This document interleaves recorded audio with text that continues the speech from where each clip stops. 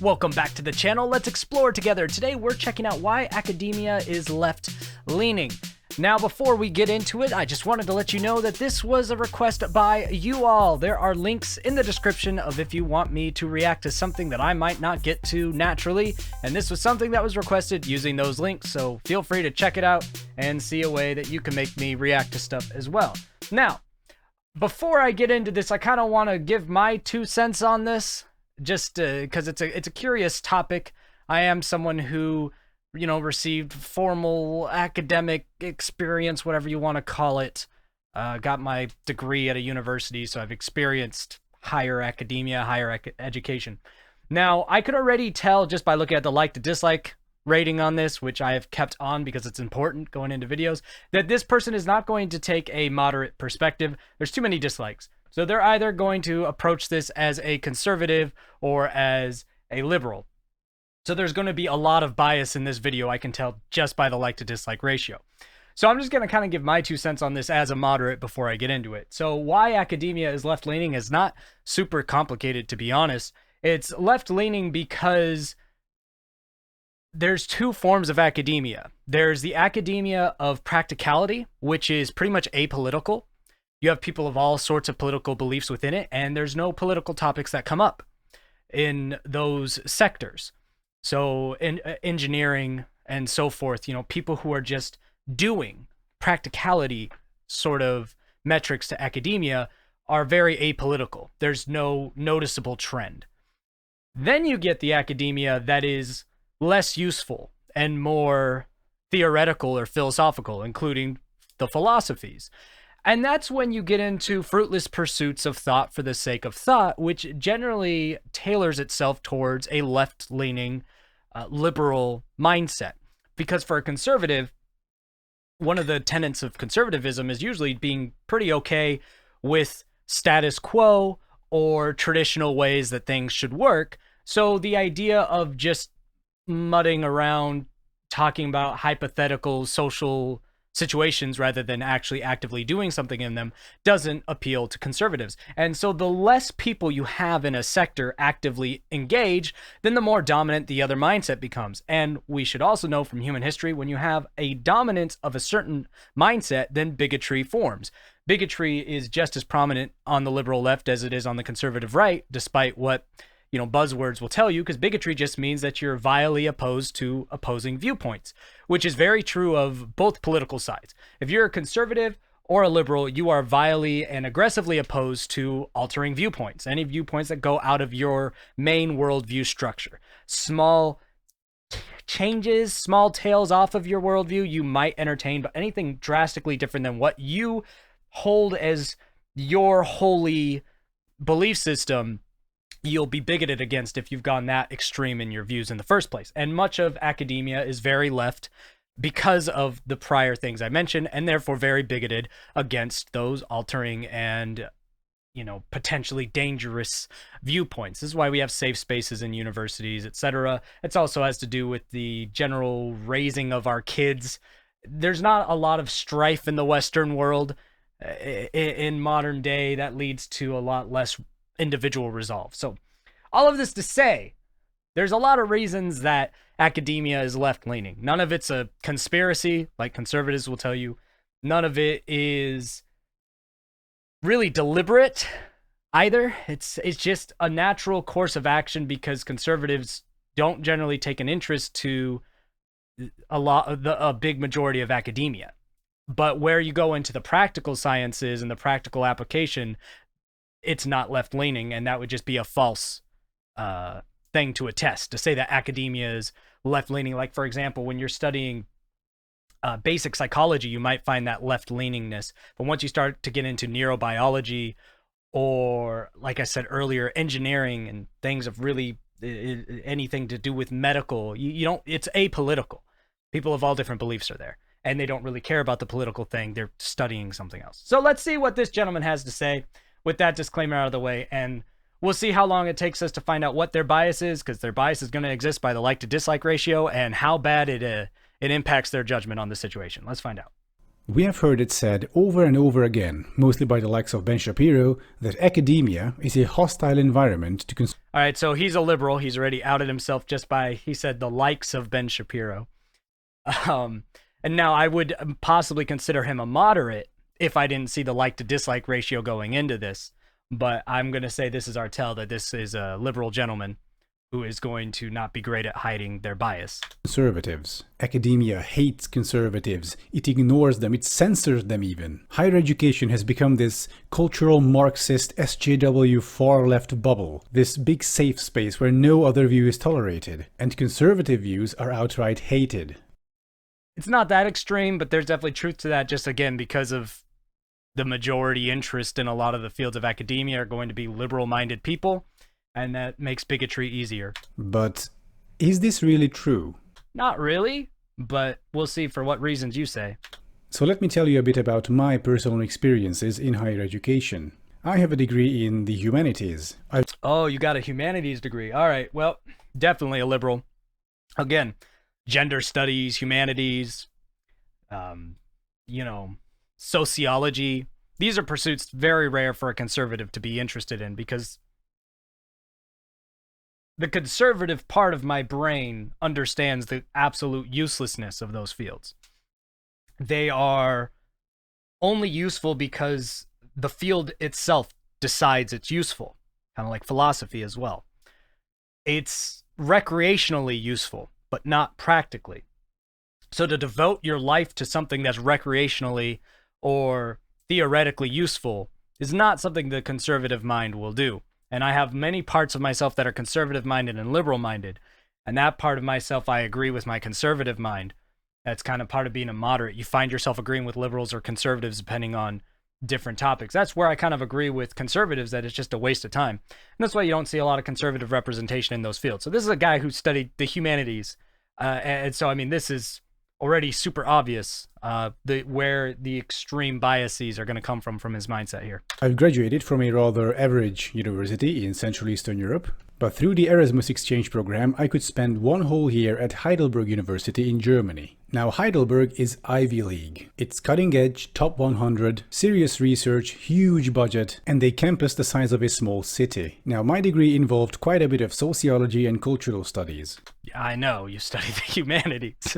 So in both universities, I was near the fire, so to speak. I was doing the subjects that are considered to be most overrun by crazy leftists and... Yes, because you were literally doing the pointless part of academia, which is absolutely, completely only appealing to leftism. Because conservatives would look at sociology and say either they're in line with the status quo of things, or it's not purposeful enough to pursue. So you're not going to get very many conservatives in that field. But externally, conservatives might be frustrated with what goes on in that academia because they're doubling down on how useless they think the pursuit of that sort of knowledge is. Plus, they think the kind of things that the academics are trying to push beyond the walls of the university could be potentially harmful from their vantage point. Not that they're correct on that, but this is just why conservatives are outsiders here. Because they have no interest in wasting their time or life on pursuing those studies, but they also don't want, when those studies are pursued by liberals, to have that leave the classroom, so to speak. And cultural Marxists and what have you. So did I encounter any conservative viewpoints during my studies? I would imagine not. I mean, maybe like randomly offhand, but by everything I understand about conservatives, liberals, and higher education, conservatives aren't going to put themselves in that situation. At any of the two universities? That and a healthy percentage of conservatives aren't exactly academically minded. That's my nice way of saying conservatives are generally not as smart as liberals from an academic perspective. That again, status quo mindset often goes hand in hand with lower intellectual capacity. Not to say that all conservatives are just dumb, but when you just look at majority samples, which is important when looking at situations like this, majority samples will indicate that conservatives are less intelligent than liberals. It's just how it is. So again, you have every factor going against a conservative either wanting to or being able to get into these sorts of academic fields? No. We had many political discussions with my fellow students, and honestly, I cannot recall people who were even right-leaning, much less conservative. I wouldn't and expect why is that? Let's take Heidelberg University as an example. It has extremely high standards, and it's very difficult for a student to get enrolled there. I don't think this is going to be relevant, because even though the bigger chunk size is going to be less intelligent for conservatives, not being able to get into the university isn't going to be an issue. You're just going to have a smaller portion of conservatives who would be able to, in respect to their liberal counterparts, but an even smaller portion than that who would try. That's the bigger factor. And university standards usually have to do with, the things required to do well in a university generally are very high intellectual aptitude, adaptability, adjusting to change in narrative and perspective, and you're not going to make it in higher education without allowing your worldview to be at least expounded upon, if not challenged. But both liberals and conservatives struggle with those things, which is why university isn't generally supposed to be easy for anyone from any political view, because when university is done correctly, which oftentimes it's not, it filters out a lot of our natural tendencies towards bigotry. Unfortunately, one of the side effects of our current situation with higher academics is that because so many fields in academia only appeal to liberal minds, then those minds aren't even being challenged as much as they ought to, which kind of takes away one of the tenets of what makes higher education good. This is no for-profit community college. Only the best and the brightest can get in. And those who do generally possess traits such as rationality, open-mindedness, curiosity, and a readiness to change one's mind in the face of new evidence. Now, I don't think that these are tenets that are necessary in many fields. I talked about some of these indirectly, but he's saying like these are the four tenets that mean you can make it in a university. I would disagree with that. If you're able to test well, study well, and say the right things, and you're intelligent, you'll be fine. Rationality is not needed, and many of the highest professors are not rational. Open-mindedness is very much not needed in academia. In fact, oftentimes open-mindedness is fought against. Also, neither liberals nor conservatives contain rationality or open-mindedness. They both think that they do. Conservatives think they're open-minded and rational, and so do liberals. So this gentleman probably thinks he's open-minded and rational, but just from the front of what I could see here, he is neither of those things. Curiosity is important. Readiness to change one's mind in the face of new evidence is important. And I would say the only one of these four that gives the liberal mind an advantage is readiness to change one's mind in the face of new evidence. However, that really only goes for moderate liberals. Once you get to really far-end liberals, then none of these four really apply. For conservatives, the difference is readiness to change one's mind in the face of new evidence. I mean, even moderate conservatives would not be that. So I think he's going to try to make the point that conservatives are none of these things, but I would say most modern conservatives are as rational, open-minded, or curious as a liberal would be, which is not a lot. The only thing that liberals are significantly better at once you get to moderate stages is readiness to change their mind. And right here we can start seeing the problem. Do any of these values describe conservatism? Nope. Absolutely not. But it also doesn't describe liberalism. That's the issue. They are in fact antithetical to modern conservatism. So right off the bat, universities have a selection bias against conservatives. They don't really use that for selection, though. That's the thing. Universities don't select based on philosophical principles of how someone thinks like that. Yeah. And keep in mind, this is not deliberate. It's just a natural consequence of how the world works. But even if... I think he's saying if you don't contain these things, you won't do well. Maybe that's what he's saying. Which I would disagree with based on how easy it is to manipulate schooling. You do manage to get into academia as a conservative, holding your average conservative views such as anti-gay rights, anti-trans... So these are average conservative views, as he says. Anti-gay rights, trans rights, immigration, anti-blah, blah, blah, blah, blah, blah. this is a very gross oversimplification to try to bucket this all into conservatives, because there are so many layers to all of this. Like you go to full conservative, like real strong conservative, yeah, anti-gay rights are going to be there. They don't even want gay marriage. You go to most moderate conservatives or anything else, and there's no infringing on gay rights. It's usually more pro-business owner rights, which can be infringing on anyone's rights, gay or otherwise. You know, it's kind of like, can a cake shop not make a cake for a gay couple sort of thing. That's more pro-business rights than anti-gay rights.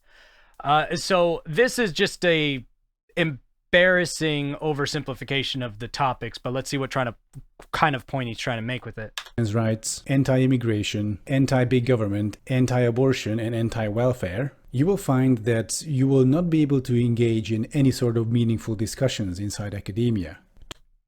I mean, most meaningful discussions, like truly meaningful discussions inside academia, wouldn't deal with any of these topics. So going back to my original point, I think the type of academia he's talking about is pseudo-academia, the type of academia that conservatives and business people aren't usually interested in because they have no real-world execution or impact aside from theoretical.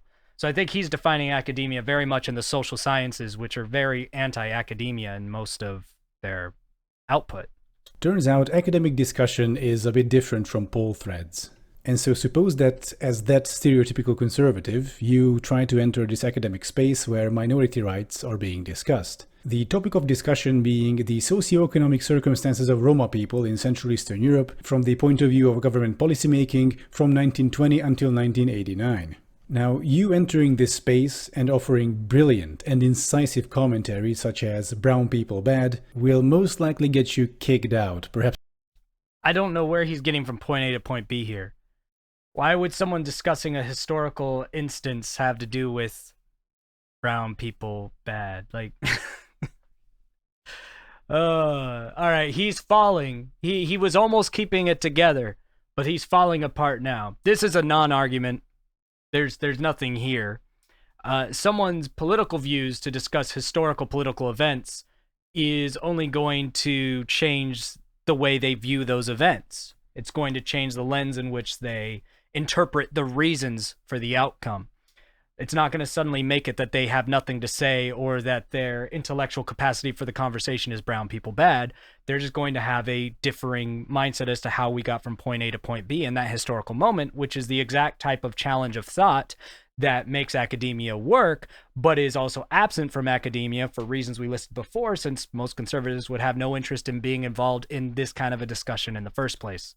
Perhaps not on the most polite terms either. And the reason for that is because contemporary popular conservative views... All right, so now he's saying that this is the reason they're anti these things. Gay rights destroy the family.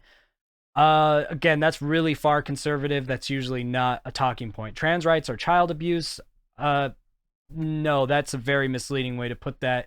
The issue with trans rights isn't about adults or the child abuse. It's about giving children too much free reign over their own bodies. We already tell children they're not supposed to have sex, even if it's consensual, or drive vehicles, or smoke, or drink, because we understand that the development of the brain is a very specific thing, and you need to let the brain develop a certain amount before you can actually allow a child to make adult decisions.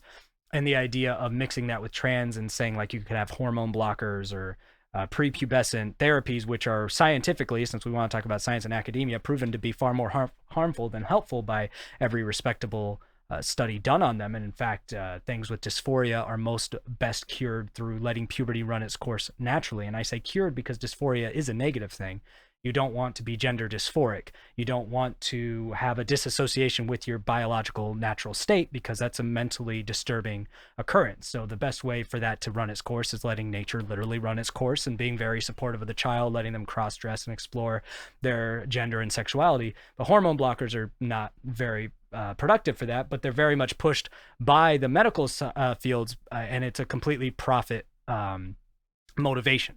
The science clearly shows that it's profitly motivated that these things would be approved. So the trans rights are child abuse is very misleading. Immigration will destroy the West. That's oversimplification again, and there is definitely truth to unyielding, unregulated immigration being very damaging to many cultures throughout history and actually destroying those cultures. How that has to be specified to the West is, again, only an extreme conservative view. Big government equals communism. I haven't really heard that argument made. Probably that seems like an antiquated World War II era argument. Big government can be linked to democratic socialism, which conservatives oppose. But usually big government is just listed as an economic stupidity more than communism. Abortion must be banned. That depends on the conservative. Again, there's a whole spectrum to that. And scientifically, abortion should be forbidden once there's brainwave activity, if you want to just take your emotion out of it. Legally alive is legally dead is no brainwave activity. Legally alive should follow suit. Pain can be felt, dreams, and so forth. That is a human body to be protected at the point of that. That's a few months after conception. So things like rape, incest, and all that stuff are covered. Abortion should absolutely be illegal once there's brainwave activity, because at that point, you're splitting hairs to what's considered life, and really to have abortion post brain activity, then also, for the first couple months of a child's life post birth, they should be expendable as well, because nothing scientifically really significant happens aside from location change and from birth. You could remove a child from a mom's womb a few months after, when I would say brainwave activity starts. A few months after that, you could remove the child forcibly from the mom's womb and have it survive without the mom. And I'm sure as technology advances, it'll be sooner than that.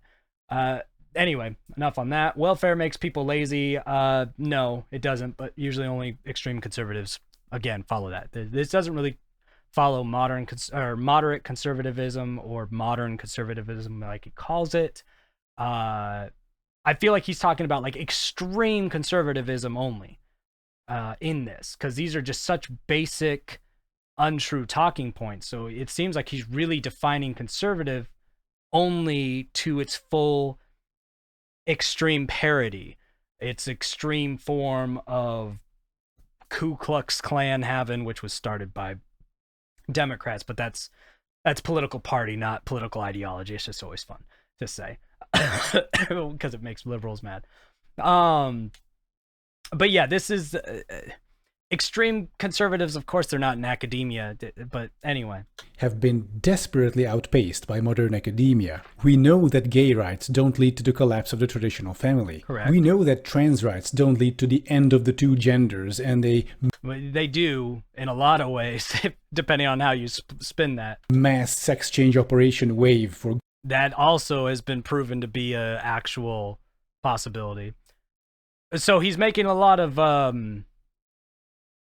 claims without scientific basis. Again, that's the bigotry and the ignorance gets stronger the further you are on a spectrum. And if you got a degree in humanities, I would imagine your amount of brainwashing has been thorough, right? A productive, progressive, they love to use that word, liberals do, without actually being progressive, but a productive conversation is very much not likely with someone with this level of indoctrination.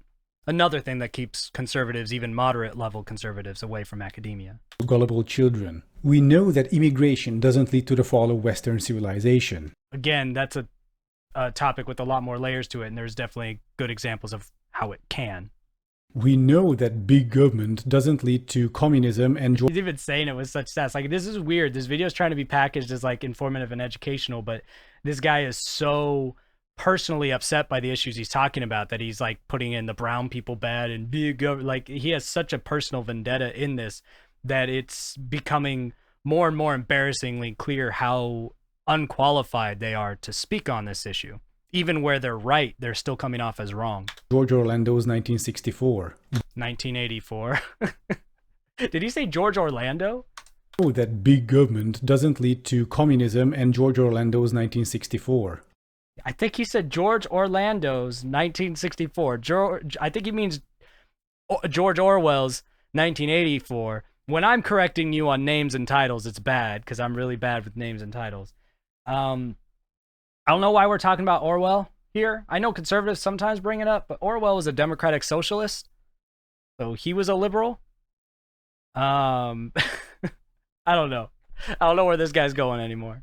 We know that women's rights to an abortion is a mostly beneficial thing. We know that welfare programs work, and that I don't know why he's saying we know all these things. These are things that are still very much arguable at every stage of their spectrum. The only thing that we do know is that a gay couple raising a child does not show significant signs of psychological trauma to the child. That's like the only one of these things that we could actually like point to that he's saying we've proven it, let's move on, is that. Nothing else he's saying has been proven. In fact, a lot of it, to the broadness of the point he's making, you would say that it's actually been proven the opposite way, since he's not being specific enough. He's actually making a case against these things. Well, I think I would agree in principle with what he's trying to say, but he's making the case so poorly that it's actually, when you look at factual data we have, he's just wrong. And he's just saying, we know this. No, not in the terms you're saying we don't. That the bootstrap mentality doesn't. For multiple decades now, the bootstrap mentality. Look. Cite your sources, my guy. It's getting rough. All right, so now we're going through, I'm guessing he's going to do the political talking point of conservatives are always on the wrong side of history, but that's because you're only looking at recent history. You look at far, far history, like Roman history and Greek history, or even some of the Egyptian dynasties, and you'll see that there were times that conservatives in those spots said, we've gone too far. We need to reel back to some of the structure laid out by our ancestors, or we're going to lose everything. And then those societies lost everything.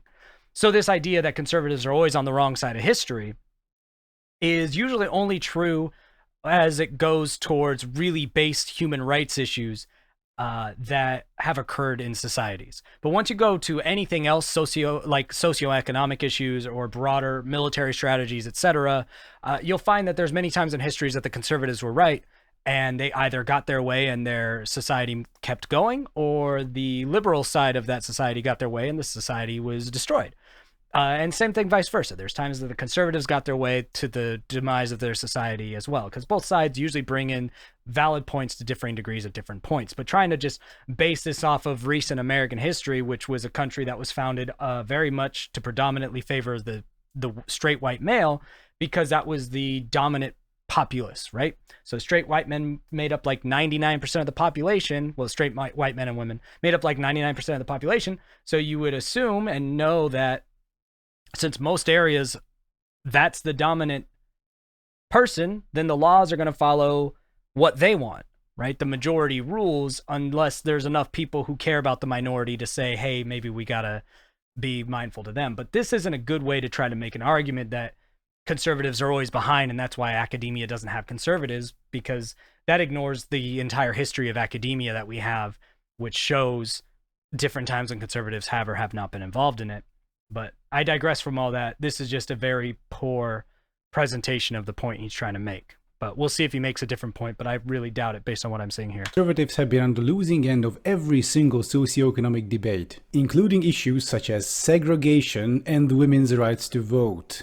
And this actually ties back to a larger issue within conservatism, which was also voiced by Andrew Neil, UK arch-conservative, during his famous interview with Ben Shapiro. I'm interested that you think there's a thought movement inside the Republican Party. I mean, haven't the Conservatives run out of ideas in America? All the new policies, the Medicare for all, $15 minimum wage, the Green New Deal, they're all coming from the left, and they're popular. Well, frankly, I'm confused by the idea. Conservatism has not brought a single new idea to the table since decades. What is that? Well, that's just a stupid thing to say. What do you mean? You're saying that there's not been one policy recommended by a conservative in decades? Because all that was an example of were policies. Green New Deal, $15 like minimum wage. What about all the policies that the conservatives bring to counter that? I don't understand what the point is here. There's alternatives to Medicaid that are proposed by conservatives. There are different ways to handle minimum wage or Social Security. There are proposals about like, you know, a uniform flat tax that conservatives usually tote more than liberals, that would actually tax some of the wealthiest tax brackets higher, if that was to be executed. And that's generally a conservative talking point, as a flat tax. It's so bizarre, the layers of, I guess I shouldn't say bizarre because I've come to expect it. I just, in a video formatted like this, I expected a little better in controlling bias and blind ignorance. But to try to posit the idea that only liberals have created new political concepts or movements, and to use that clip to cite the source, as it were, is just embarrassingly unintelligent and disingenuous. And that's kind of the feel I get from this whole video, really. It's thoroughly underqualified to speak on what it's speaking on. And it's very, very apparent. Modern conservatism has become this amorphous protest movement against the left's imagined hypocrisy, a movement that is driven at this point by nothing else but fear and the blind, uncritical celebration of some imaginary glorious past. That was a very, very low-level misunderstanding of everything that is modern conservatism. Again, this can somewhat apply to the furthest ends of the right, fringing into the alt-right, and that's about it. It has become intellectually empty, bankrupt.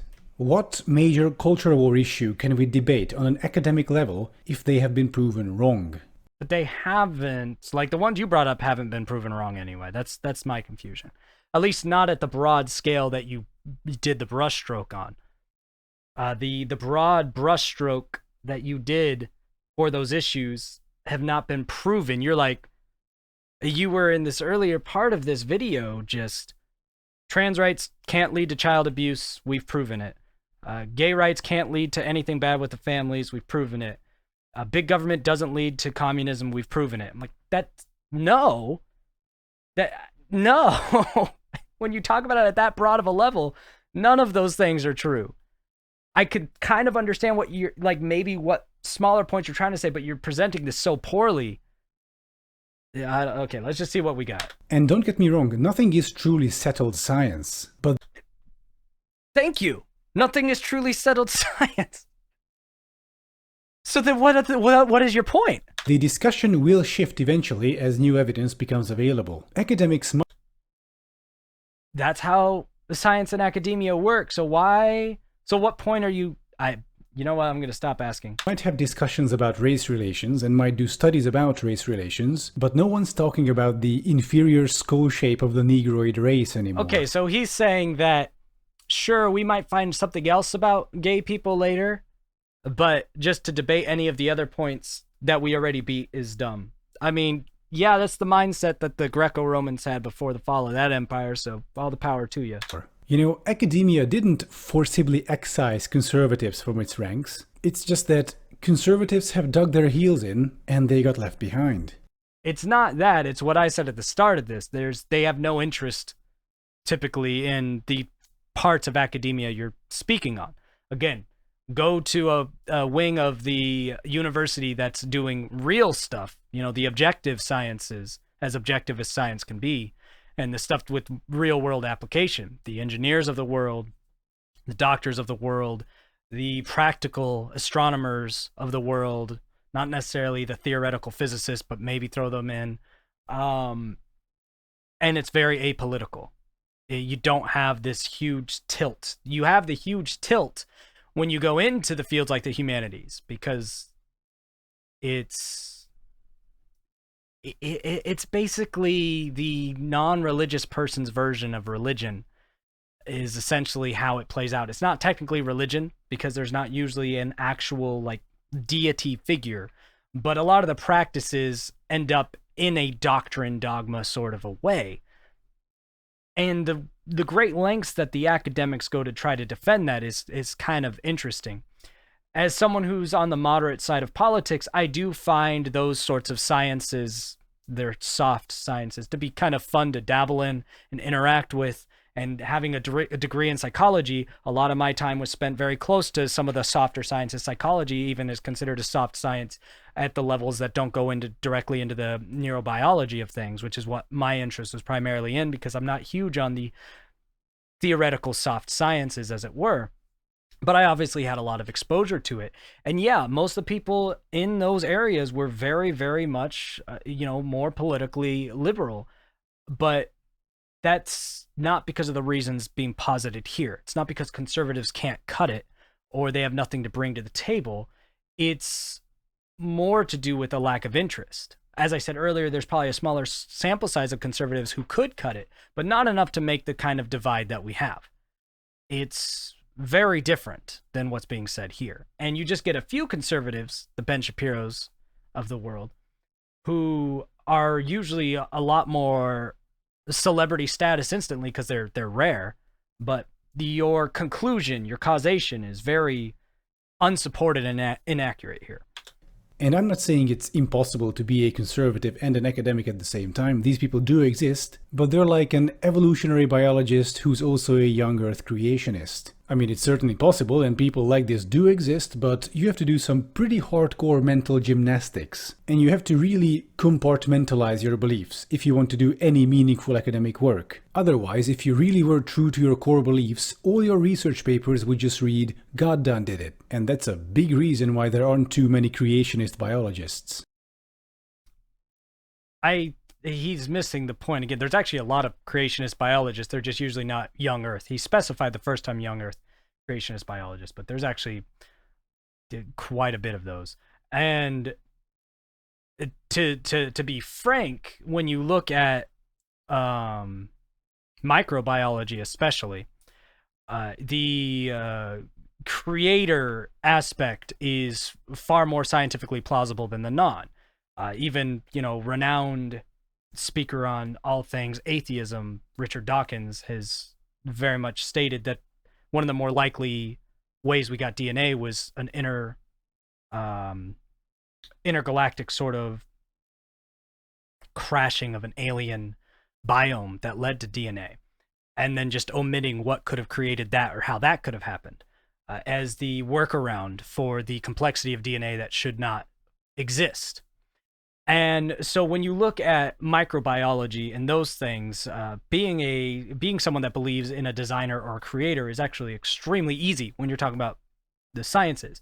I would imagine this person has very little to no knowledge on actual biology and microbiology based on those kind of statements, because in those fields, and I interacted with people in those fields quite a bit when I was doing neuropsychology, you have a great deal of people who are some form of creationist. They're not necessarily like Christians or Catholics, and they're usually not going to believe in religious texts, but many of them believe in some sort of whether deistic or seemingly supernatural form that must exist for these things to exist. There must have been some sort of design. A lot of them will say it's some sort of alien design, but then you don't have the answer to what created the aliens.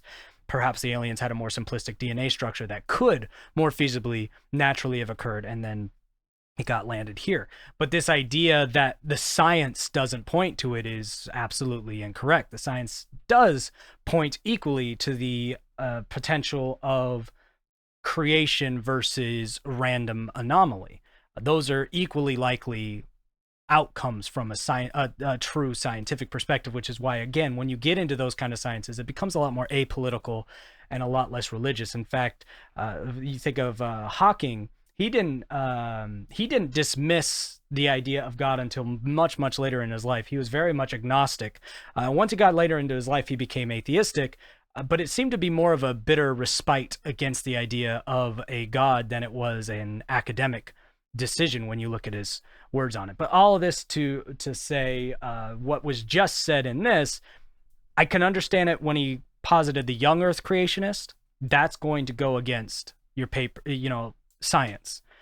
But when he tried to sneak in a step back to just creationists in general, and that's when he just kind of lost all credibility to that line of thought. Or for that matter, conservative academics. And that's the reason why academia is so left-leaning. There is no conspiracy, there is no censorship, there is no ill intention. On that we can agree. There's no conspiracy, no censorship, no ill intention. That is correct.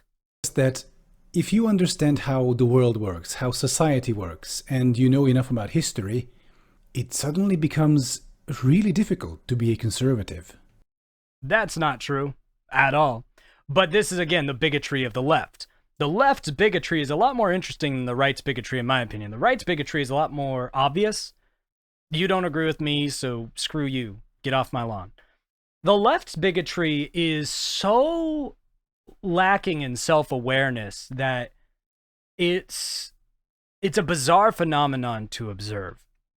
They'll say, oh, we know how society and history and the world works. And then you say, okay, tell me how it works. And they tell you. And then you say, okay, here's a bit of evidence that would possibly make your conclusions incorrect. And they will vehemently cast that out as problematic or misinformed without even there being a factual reason for it. Because their level of bigotry is much more of a dogma. It's like when you point out a flaw in the Bible to a devout Christian or Catholic. When you point out that this is not completely perfect, that there are discrepancies and contradictions, they will completely throw rationality and reason out the window and just get upset with you, or they'll just get into like this arrogant, smug, it's the word of God and his logic is greater than yours. It's the same thing on the left.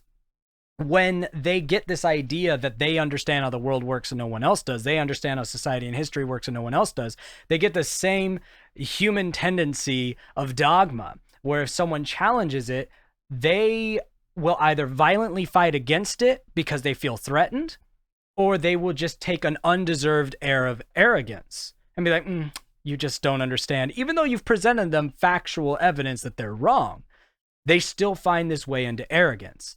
And so I said it's more interesting than the left, but I guess what I mean is your average left is more interesting than your average conservative, because in this day and age, your average conservative isn't necessarily a super religious zealot type. That used to be the case, not anymore today. But you find the same level of interest if you're looking at your religious conservative and your super liberal, of how just absolutely insane they are. Thank you for watching. These were my ideas. You're welcome, buddy. I'll add to your dislike count. You deserved it. This is just, we didn't get a thumbnail. Let's just thumbnail in the city and just. Now we got to move this. We've had this little crack the whole time, I guess. Yes.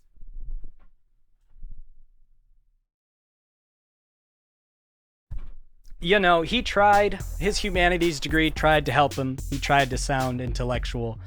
But this is what you get. This is a perfect example of why academia is dominated by the left.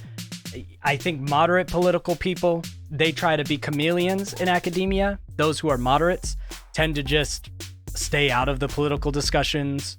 And if they make a statement, they'll be quick to backtrack on it if it causes too much hassle.